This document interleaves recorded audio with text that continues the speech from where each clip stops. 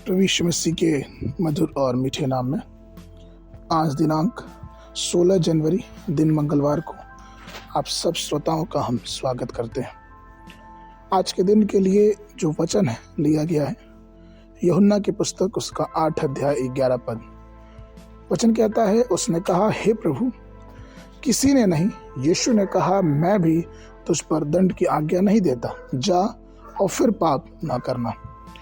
प्रियो, प्रभु ने व्यभिचार में पकड़ी गई स्त्री के पापों को क्षमा कर दिया। वो महिला जिसने पूरी तरह से अपनी पवित्रता खो दी थी और पाप के बुरे समय में पकड़ी गई थी, उसे प्रभु ने माफ कर दिया।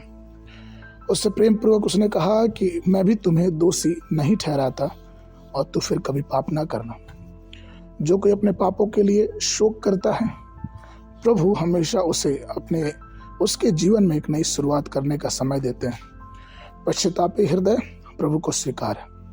जब हम परमेश्वर की ओर देखते हैं, जब उस लहू की तरफ देखते हैं जो क्रूस से हमारे लिए बहाया गया, जो हमारे पापों को धोता और हमारे पापों को साफ करता है, तो परमेश्वर का सामर्थ और अनुग्रह हमें एक नई जिंदगी जीने की आस देता है।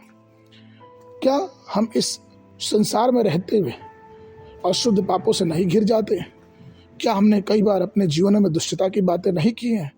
और कई बार क्या हमारा विवेक हमें दोषी नहीं पहुंचाता?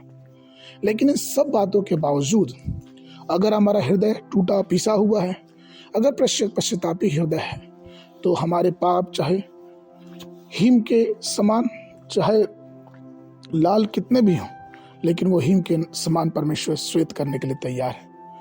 प्रभु हमारे पापों को क्षमा करता है और बड़े प्रेम पूर्वक हमें उस पाप के गड्ढे से निकालता है।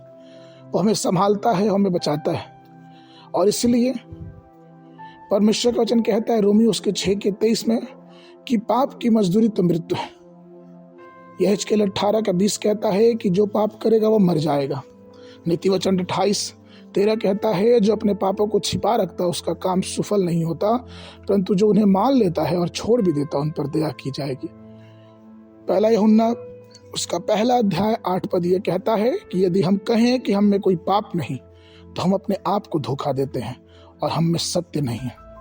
प्रियो, पहला यूहन्ना 1:10 इस प्रकार से कहता है कि यदि हम कहें कि हमने पाप नहीं किया तो हम उसे झूठा ठहराते हैं और उसका वचन हम में नहीं। पहला यूहन्ना के पहले अध्याय के 9 पद में वचन ये भी कहता है, यदि हम अपने पापों को मान लें तो हमारे पापों को क्षमा करने और हमें सब अधर्म से शुद्ध करने में विश्वास योग्य और धर्मी है। पहला यूहन्ना उसका पहला अध्याय 7 पद भी कहता है कि मसीह यीशु का लहू हमें सब पापों से शुद्ध करता है। प्रियो, उसका लहू बहुत सामर्थी है। आइए प्रभु के पास रहें और अपने जीवन से पापों को समाप्त करें, जिससे परमेश्वर की आशीष हमारे जीवन में बहुत ऐसे आने पाए। आज के मनन के लिए 2 कुरिन्थियों की पत्र उसका 6वां अध्याय 18 पद। और तुम्हारा पिता हूँगा और तुम मेरे बेटे और बेटियां होगे, यह सर्वशक्तिमान प्रभु परमेश्वर का वचन है। बाइबल अध्ययन के लिए सुबह के समय उत्पत्ति उसका 39 और 40 अध्याय, शाम के समय मत्ती उसका 11 अध्याय। परमेश्वर आप सबको आशीष देवे।